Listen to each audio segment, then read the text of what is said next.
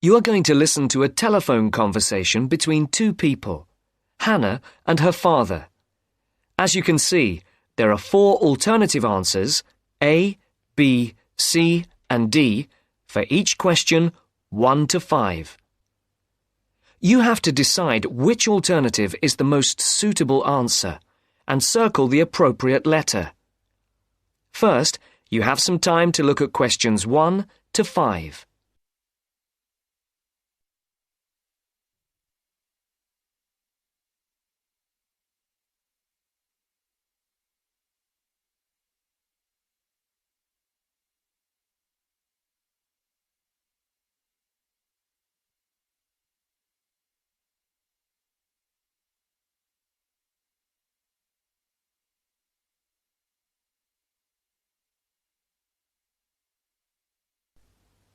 Now the test will begin. Remember, you will hear the recording only once, so answer the questions as you listen. Now listen to the first part of the conversation and answer questions 1 to 5.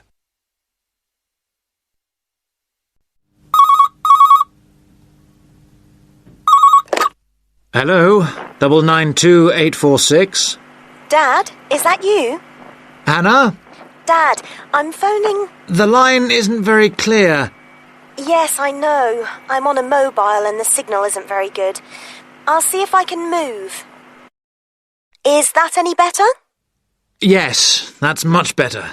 Just don't move. I'll try not to. Have you found a place to live yet? Yes, I think I have at last. Wonderful. I'm relieved because I'm fed up looking. I didn't think it was going to take me 3 weeks. It hasn't been easy for you. I suppose it's the beginning of the academic year, and you have all the new students looking for places as well. Yes, that's one reason. But this place is also full of new technology companies, and there are lots of young people looking for somewhere to live. And you know what that means. Higher rents as well. Yes, much higher. Well, tell me, how much is it? It isn't cheap for this area. It's £400 a month. That's much more than you had expected. Yes, it is. But I can't face looking anymore. I want a place where I can put my things instead of living out of a suitcase. I don't want to stay in this hotel any longer. I guess not. So, what's the new place like? Oh, it's really, really nice. Oh, good. It's in a very quiet street. It's a 2nd-floor flat with 1 double bedroom, a large living room, kitchen and toilet and bathroom. Sounds very nice. Oh, it is. And guess what? Yes? It's got a small roof terrace looking onto the garden at the back. Great! And it's big enough to have my plants and a small table and chairs. Brilliant. Before the speakers continue their conversation, look at questions 6 to 10.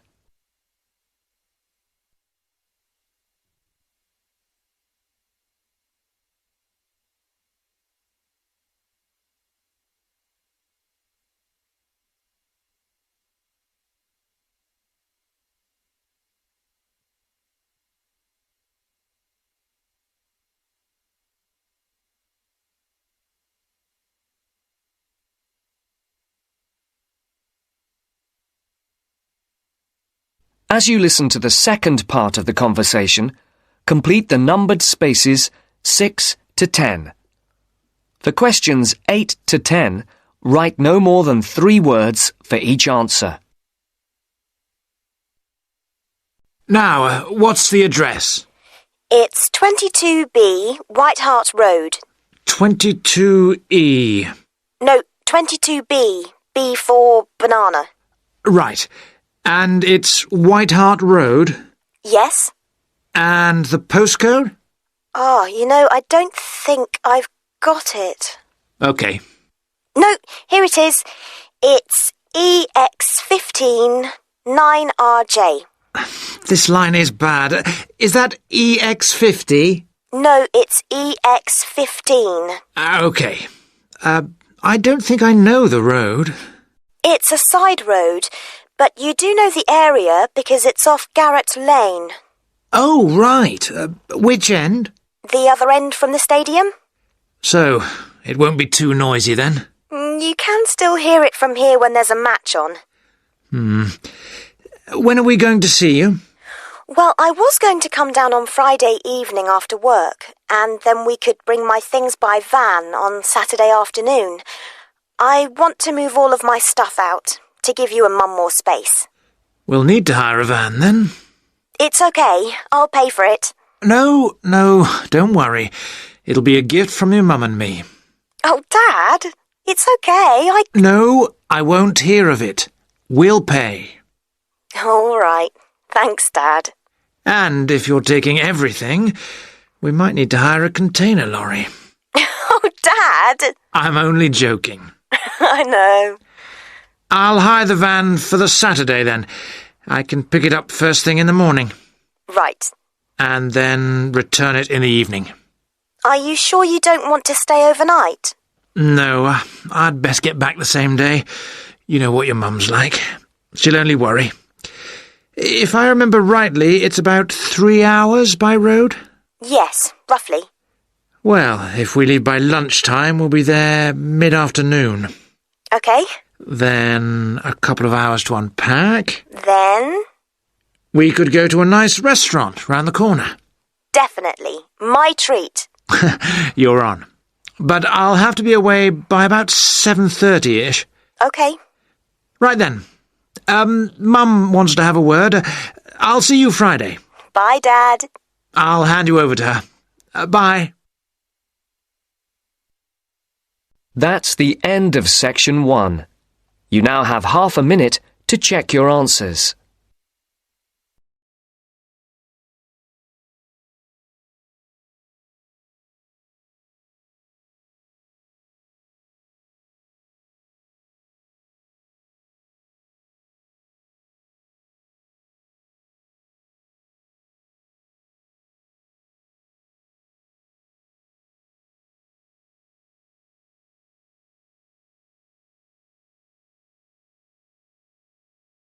Now turn to Section 2.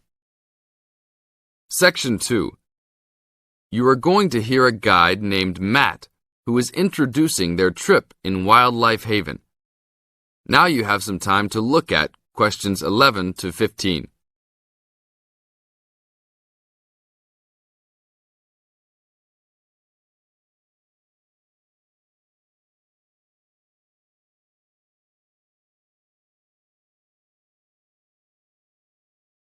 Now listen to the first part of the introduction carefully and answer questions 11 to 15. Well, good morning, everybody. My name's Matt, and I'm one of the 3 guides here at Wildlife Haven. Our job is to make sure that you all have a great time here with us and go home feeling happy and relaxed.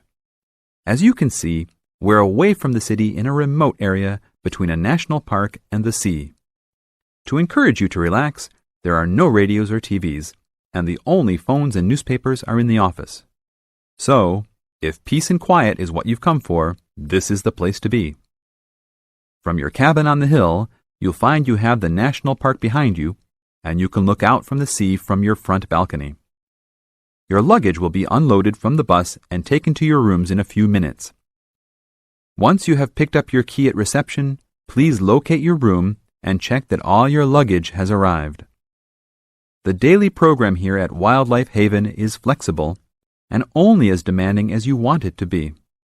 You should each have a brochure setting out the facilities and various walking tracks you can take. And on the bus, you are given a green sheet setting out a number of group tours in the coming week. If you want to join any tour, just write your name and room number on the relevant sheet along the wall here. Tomorrow, there is a Beachcombers and Rock Hoppers tour exploring marine life in the rock pools along the beach.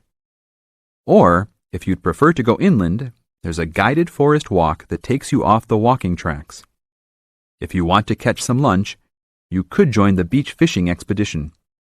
And at night, you'll see there is a moonlight forest walk that leaves each night at 7 p.m. So there is plenty to choose from at Wildlife Haven, and of course, that includes just sitting on your balcony watching the waves roll in. But I would recommend my favorite tour, the Waterfall Walk. This departs at sundown each day and also provides the opportunity to have a moonlight swim. Now you have some time to look at questions 16 to 20.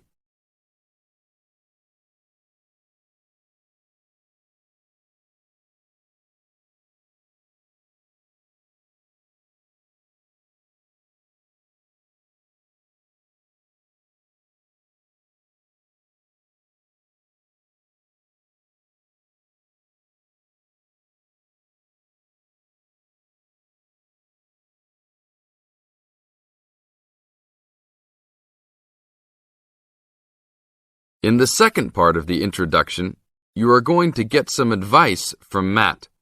Listen carefully and answer questions 16 to 20.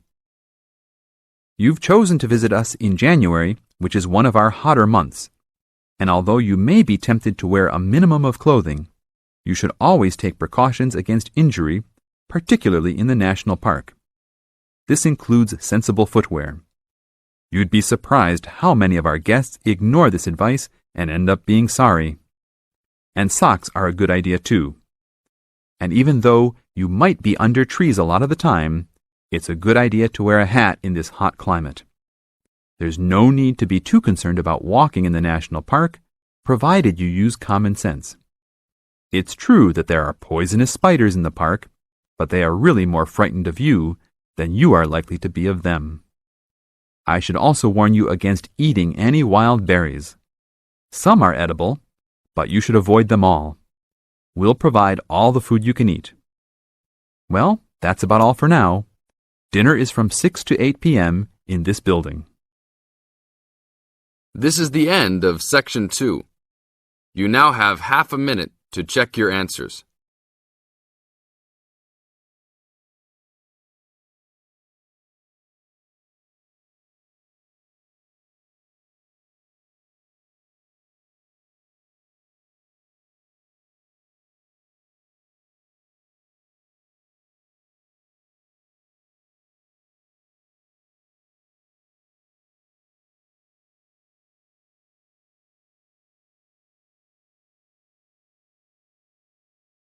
Now turn to Section 3.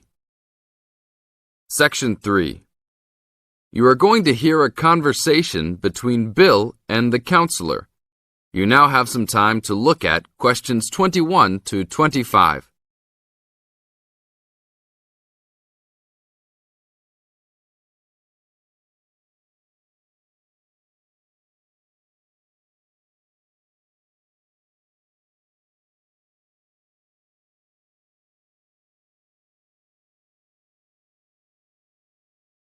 Now, listen to the conversation carefully and answer questions 21 to 25 by circling the correct letter A, B, or C.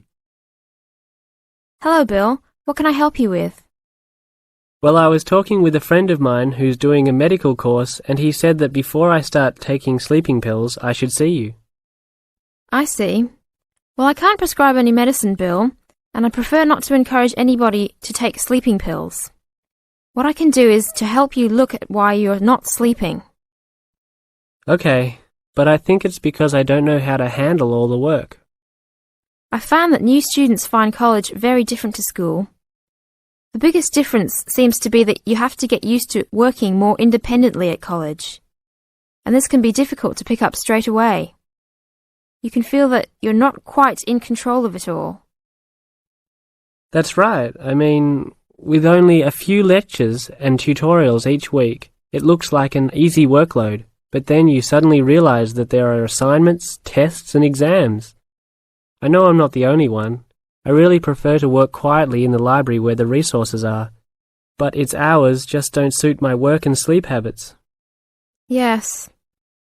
Having a lot of time to manage and having to arrange to get everything done and still have time left over to relax and feel refreshed.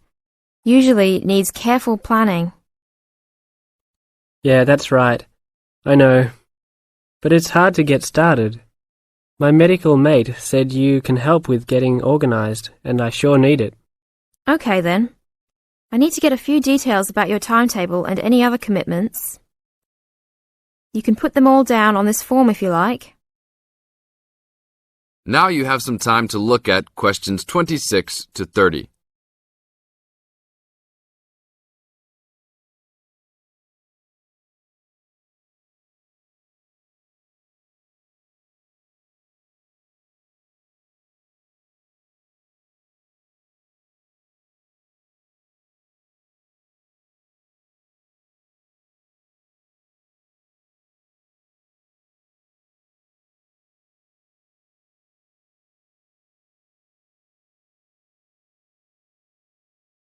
Listen to the second part of the conversation and answer questions 26 to 30 by completing the notes below.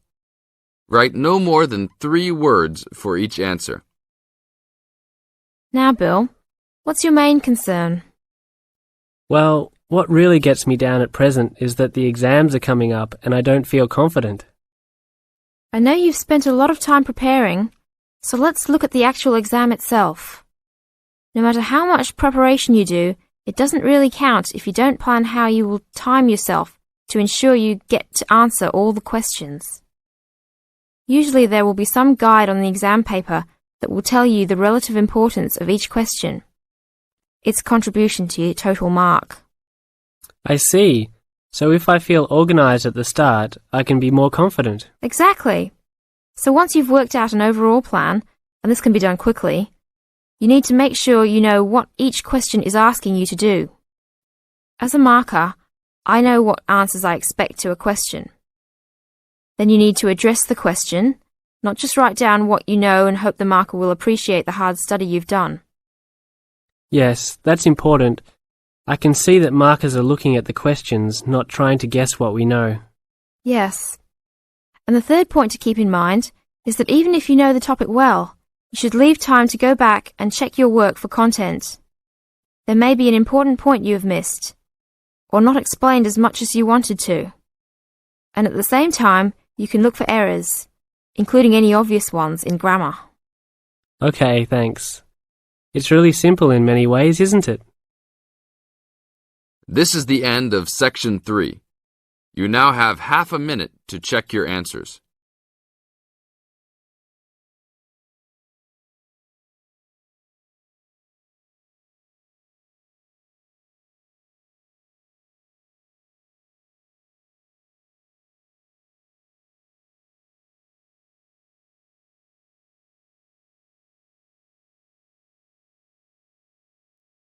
Now turn to Section 4.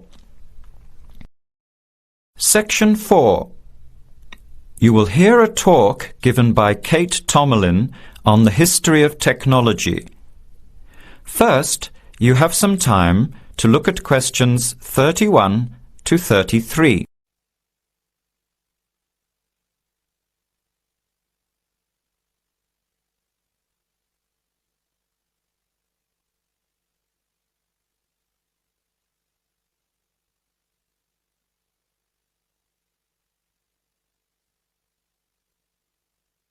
Now, listen carefully to the talk and answer questions 31 to 33. Our talk today in this History of Technology series is about a feat of anti-engineering from the late 19th and early 20th century that is still very much with us today and that is linked with the history of the typewriter. It's the QWERTY keyboard. What, you might ask, is QWERTY? Well, have a look at the nearest typewriter or computer keyboard. If you look at the top row, you will see that Q, W-E-R-T-Y, are the first 6 letters. Did you ever think when you were learning to type about why the letters on the keyboard are distributed the way they are? Here's the story. It all has to do with the history of the typewriter.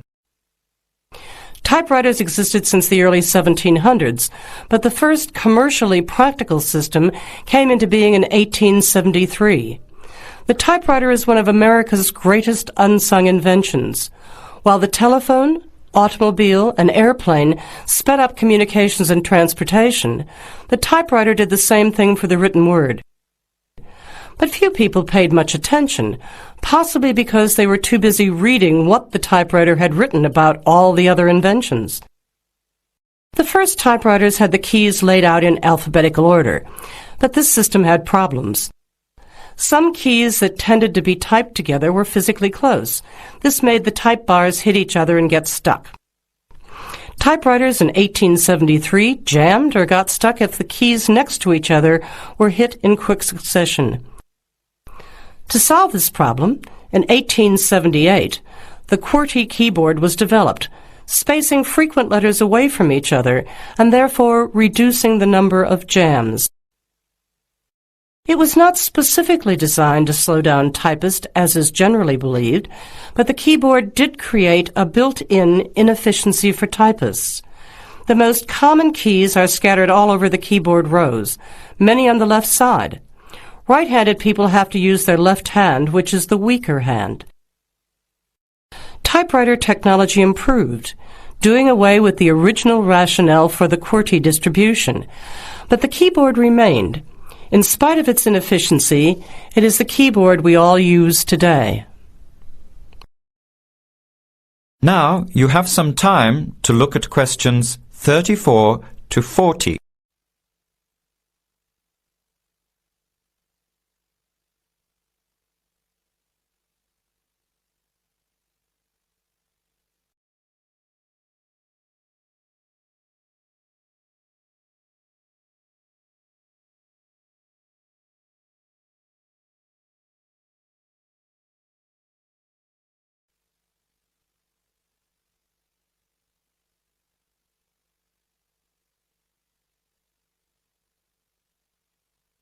Now listen and answer questions 34 to 40.